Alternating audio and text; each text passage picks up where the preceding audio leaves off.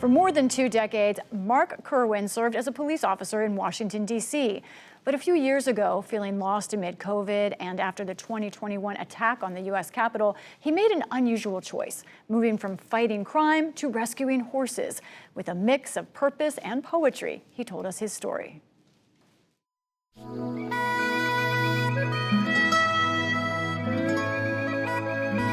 I shall gather up all the lost souls that wander this earth, all the ones that are alone, all the ones that are broken, all the ones that never really fitted in.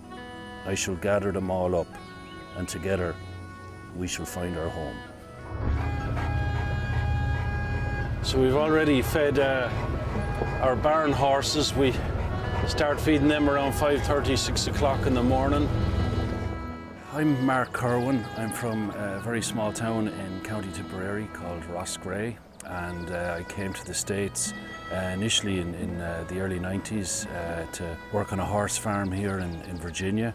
Ended up getting involved in law enforcement and working in law enforcement for 21 years, but always keeping my foot in the door with horses and the equine business. Clyde's getting upset, hasn't had his feed yet. 3 years ago I bought this magical little place in Culpeper County, and as you say, in the foothills of the Shenandoah. It's beautiful, it's a little slice of heaven, and you know, I've filled it with rescues that I've rescued over the last 3 years. Aidan was electrocuted, but when he wouldn't pull the equipment, what they used to do is they tied a wire from a car battery into his mouth and they would shock him. So they damaged all his nervous system. We also have donkeys, alpacas. It's a menagerie of animals here on the farm, and you know, there's great solace here. It's beautiful, it's peaceful, it's quiet, and it allows the animals to enjoy their last years of life after losing trust in humans who've neglected them and mistreated them for so many years. 8641. It was 9/11 triggered sort of the law enforcement thing after being here in the States and witnessing such a catastrophic event. So I decided, I joined up the Metropolitan Police Department in Washington, D.C.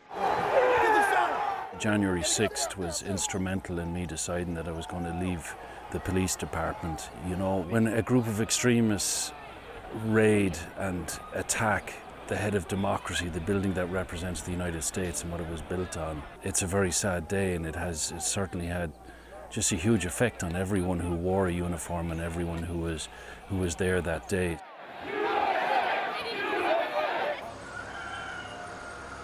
COVID is the reason why I bought this farm. I had a restaurant in Washington, D.C., and I had a restaurant in Arlington, Virginia, just a few miles across the bridge. And I really thought I was going to lose everything. There was this tsunami of illness that hit the world that shocked us. Head wasn't in the right place, and I thought, well, what can I do? And luckily my dad's a great sounding board for me back in Ireland. So I called him up and he just said, go back to what you're used to and what you love. Go back to horses, go back to farming. The chestnut there is Quinn. He was beaten severely and they damaged his eye. So he's actually almost blind in his left eye. So unfortunately that affects him with coming up on him, and you have to make sure you're on his right side so that he can see you and he's comfortable with you, because otherwise he gets a bit nervous. Most of the animals I've rescued, specifically the draft horses, come from the kill pen in Pennsylvania. So what we do as rescue people is we will go and we will outbid the meat buyers. So they have a set amount they'll pay for a horse going on body weight, and then we'll just go above it and then bring that horse back on a trailer. Every week then they get a special treat. Each one gets a bottle of Guinness in their mash, and that's sort of an Irish trait, because Guinness is known to give horses a great coat, a great sheen on their coat, helps with hoof growth. It's like a Friday treat for the animals. They love it, you know, so it's really good, and I enjoy a bottle myself as well. It's just me and my girlfriend Abby.